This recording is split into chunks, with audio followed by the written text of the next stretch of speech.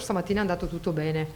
In tutta la regione io ho sentito tra presidenti di provincia, sindaci, assessori, le aziende di trasporto le ho sentite tutte. 463 autobus aggiuntivi per 1087 corse supplementari e un piccolo esercito tra personale di terra messo a disposizione dalle aziende di trasporto, volontari della protezione civile, agenti di polizia locale e delle forze dell'ordine. In Veneto il primo giorno di rientro alle superiori con presenza in classe al 50% è andato bene, ma le prossime settimane saranno decisive per limare un sistema che rimarrà sotto monitoraggio nelle prossime 2 settimane.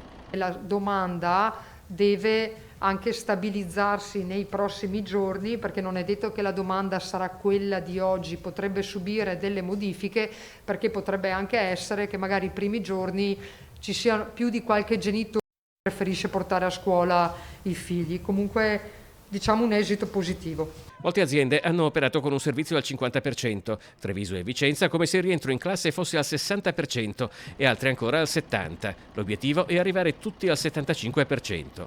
Qualche piccola criticità intanto si è vista soprattutto nelle grandi città. L'importante è che tengano le mascherine, sono all'aperto, mantengano le distanze. Poi se 500 studenti devono prendere gli autobus per tornare a casa, non è che li possiamo tenere distribuiti per la città e portarli in stazione. Quindi sicuramente ci saranno